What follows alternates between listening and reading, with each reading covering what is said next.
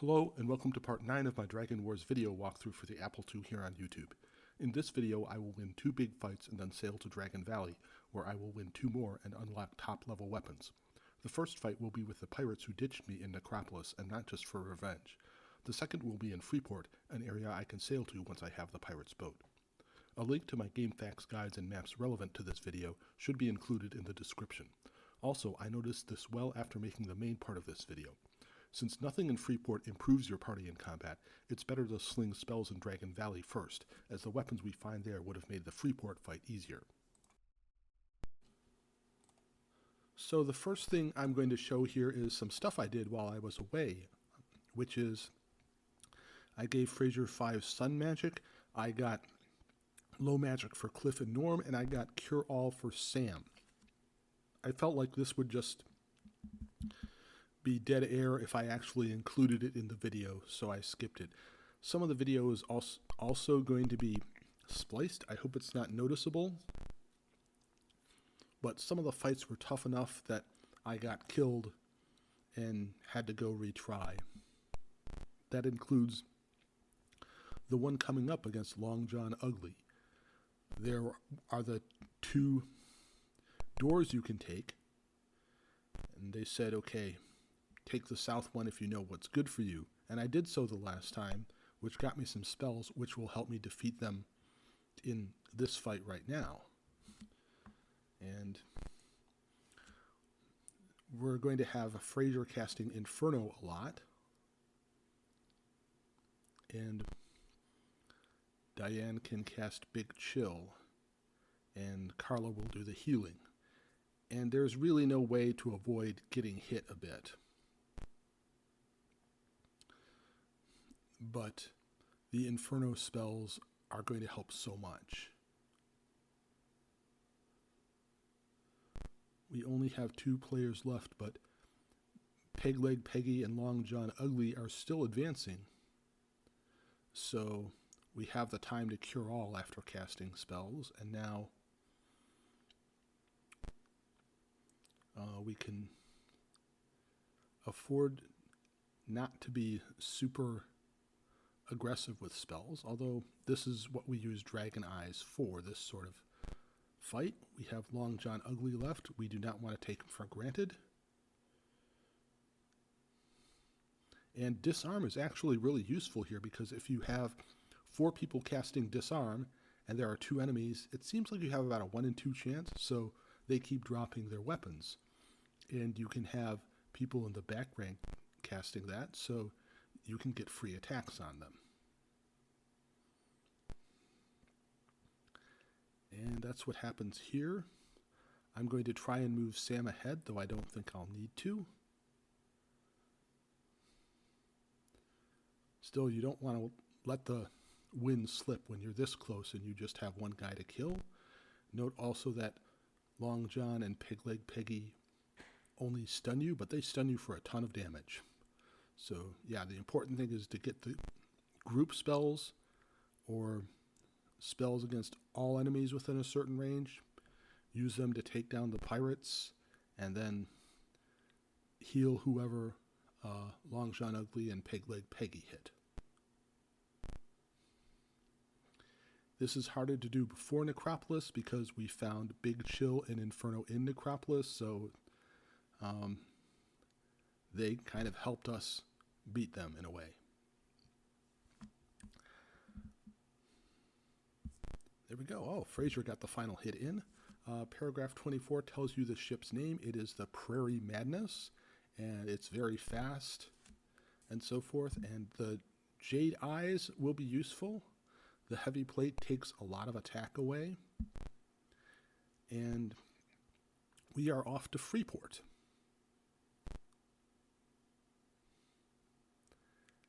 And I don't think I'm going to map everything out here, because my first time through, I ran into several groups of adventurers who have a good shot at killing you. And there was another fight which has an important item, and I got wiped out there. Paragraph 57 says, Freeport's citizens worry they're not safe forever. 52 has the legend of the Sword of Freedom, but if you rescue it, it dooms the city. Paragraph 51, the intro, once we left the boat, said, citizens are bustling but wary. 27 says, here's the Sword of Freedom, and here's what happens if we take it. Oops, I did use a save state here. Is replaced with a trap. And I kind of goofed here. What you want to do is cast Reveal Glamour, but if you do that, everybody realizes it's gone and Freeport becomes a ghost town, and we still have stuff to do here. We have that one fight I told you about, which is going to be coming up.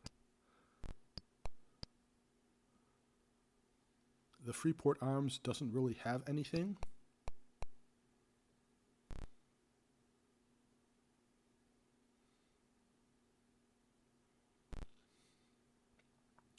The adventurers, it's actually not bad to blast them with spells because there is a place we can buy dragon stones.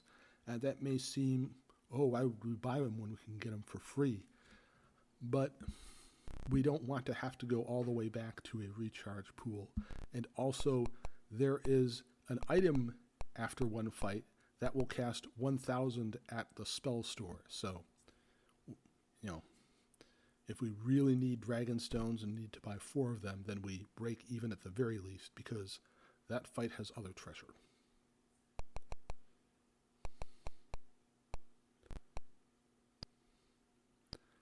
I'm doing a little bit of exploring here,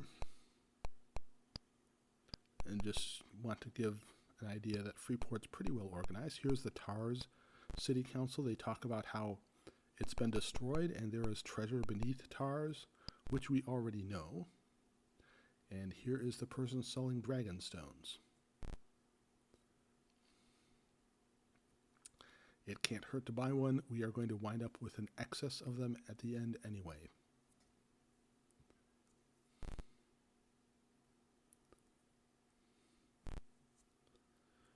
I could use the dragon's eyes too, but I say, oh, I'll kick that can down the road, and they wind up being useful near the end.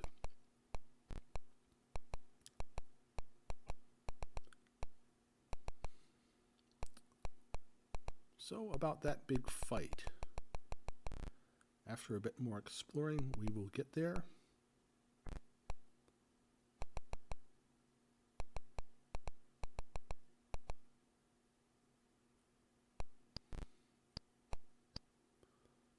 And we will note here, we have a lot of good spells, but a lot of them we can find other places, so we really don't need to buy them.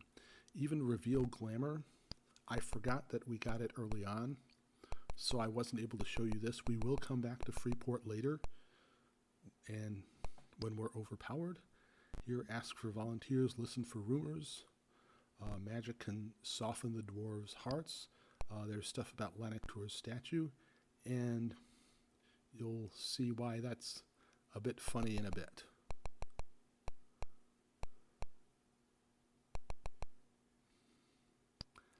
I spent a bit of time wandering around in the original cut, and I thought I got rid of all this stuff, but I forgot that I went back to the store twice. I figured I might as well make sure of things. It's a big enough fight, and there is a softened stone scroll at the end of the fight, and we are healed. Everybody can cast something. Norm doesn't need to be at the max. And the Order of the Sword. Okay, that is an artifact. The one guard. I think somebody got killed, and I want to win a flawless victory. And here, yes, indeed, you just throw all your spells at the guards. It's that important. They can be that deadly. And you want to make sure even of the 1 to 5 guards and back. I got good RNG with them. Only having to kill 1. But if you have more than that, I suppose you can just keep retreating and coming back, but otherwise, hit them hard with spells.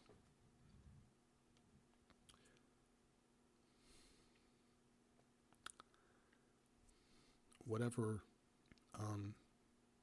group spells you have should work well. You don't need as much as for Long John Ugly, but any critical spells, any critical fights, that's what your spell points are there for. And that's when you sling them. I'm using Disarm here. I didn't really need to do so, but it helps ensure things will work if I can't cast the big group spells. And you can see the Stone Hand, Softened Stone, Spell Staff, and Charger is a good spell too. Spell Staff will be nice for a while. We now have all 4 pieces of the statue of Lanaktur, and it's kind of funny. This was right next to the bar that said, oh, you know, there are 4 places where you have the pieces of the statue. So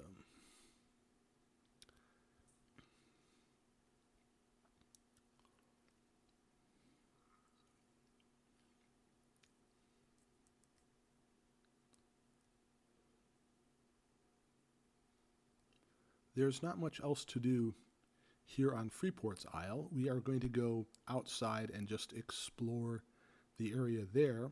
We're going to see some of the other eastern isles as we get to the shore, which is kind of cool. Later on, we will put the full map together, which is nice. Without using hex edit cheats, we're going to have some holes in the maps, but maybe after I've finished the general walkthrough, I'll show a way to fill in all the water squares. It's kind of neat. You take advantage of a bug where you can go to any location you want, and the splash text always moves you one back. It doesn't move you to the last square you were at. So you can just face one way and then hold down escape, and you can cycle through almost all of Dilmun to say, yes, there really are no odd islands. I think there's one. And you can see there, I believe that's the Sunken Ruins, which we'll see later. I think that's Rustic.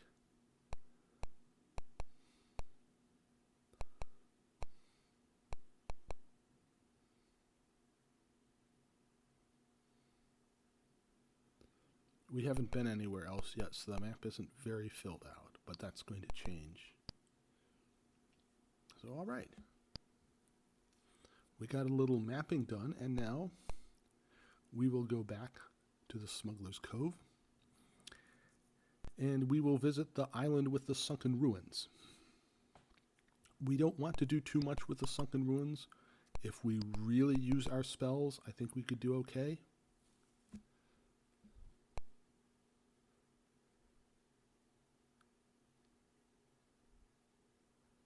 But first I am saving the game here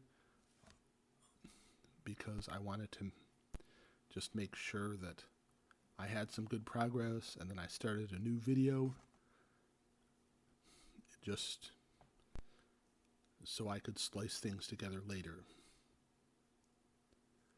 And now I am improving everybody's stats. I think this was a good time too, because we had the final fight where we really needed to rely on just the spells we'd found.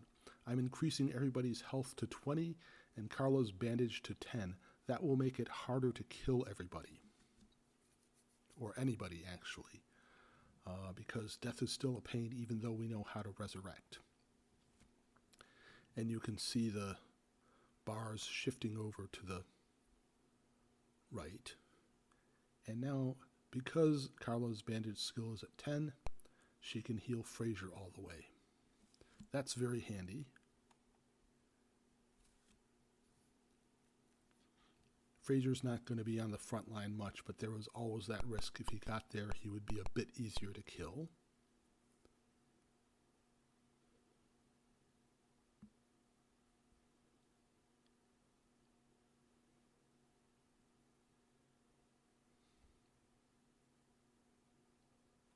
And I may have said that the stone hand was the final piece of the statue. That's not true. It is the third of 4 pieces, but I wanted to just clear my inventory a bit because there are going to be a lot of items coming up. And also it's a nice little morale booster to say, hey, I'm 3/4 of the way there. I forgot that there is a fight 2 squares in front of where you enter Mud Toad. And I'm missing again where the statue is. I should know this. It's in the center of the city.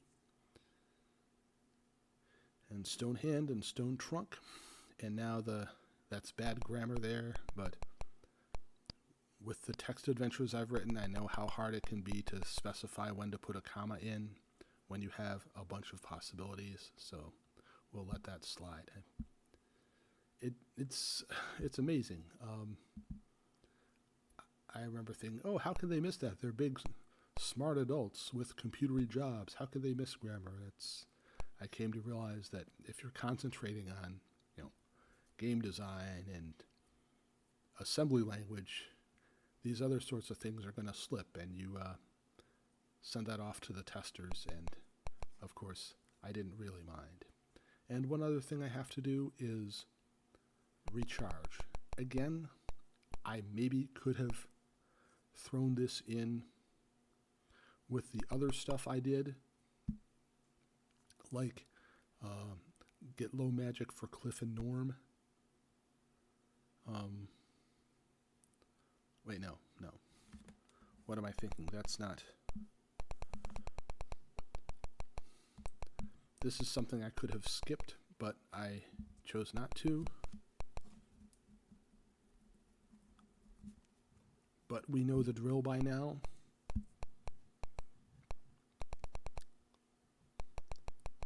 And we are going to... We could win these fights pretty easily now. Just have maybe even Fraser cast Inferno and then go back to the pool and then run back. But, we'd risk getting another random fight and so forth. So, back to Smuggler's Cove we go. And the Merc trees are still a little annoying.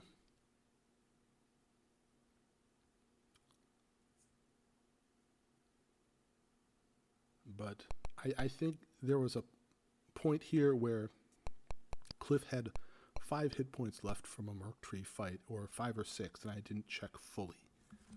Okay, paragraph 46, so you can see that extra hit points do help.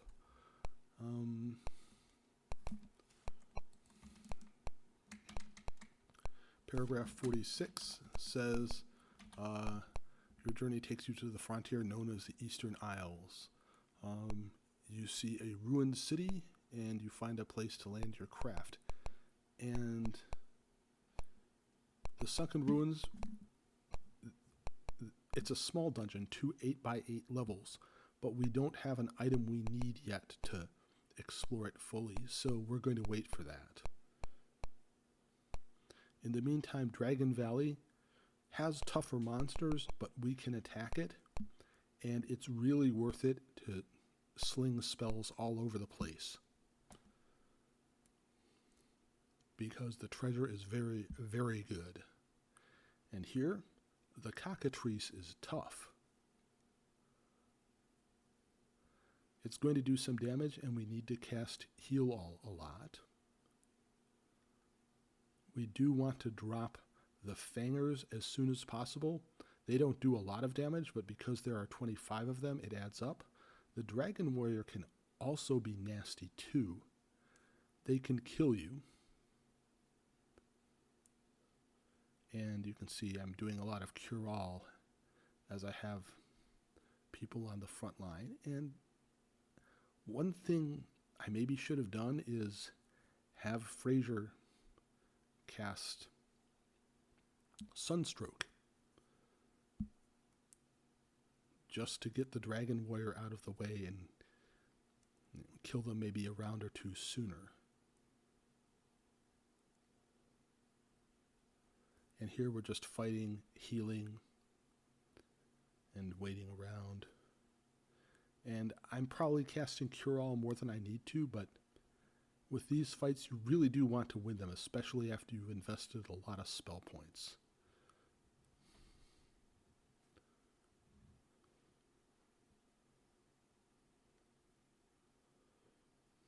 So it's worth staying back, using a dragon stone, seemingly wasting a turn before you advance, and you would like to get your person with the most hit points casting Cure All.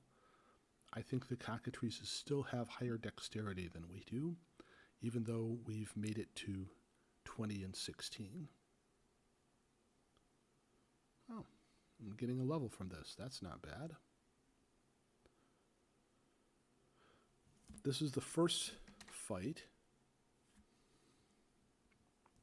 There will be a second fight, and there's a little cul-de-sac behind it where the treasure is. We'll see what that treasure is. And we do want to re-energize. And yes, re-energize Fraser. This is... having that many dragon warriors is kind of a pain. You do get to roll for your preferred fight, and it may be best just to have a bunch of fangers. So I was thinking about whether or not to attack or flee, and I might have made the wrong choice.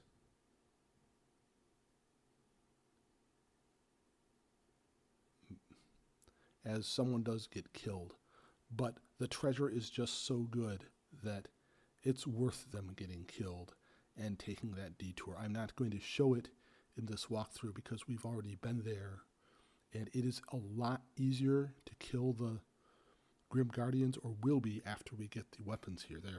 It was Norm, and I was just so close. I just had one enemy left to kill.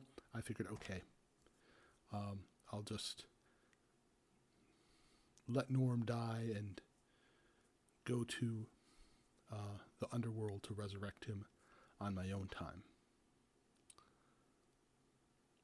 So again, we cure all. If we didn't have everyone as a druid, we would probably be using a lot of low magic spells.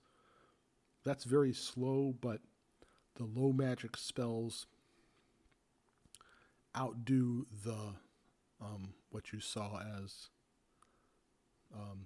the damage from breathing. It's 1 to 4 points you get, and 1 point you lose. So everybody can cast lesser heal on themselves, and you'll keep afloat for a bit. And your main healer character can then cast Cure All whenever you need them to. Now, the Dragon Tooth is an incredible item. It attacks for pretty good damage, and it attacks at range. And yeah, we could use it to rip through Dragon Valley, even with Norm dead, but I'm not going to risk it, and I thought I was around 30 minutes before I realized I would have to cut some of this. So right now,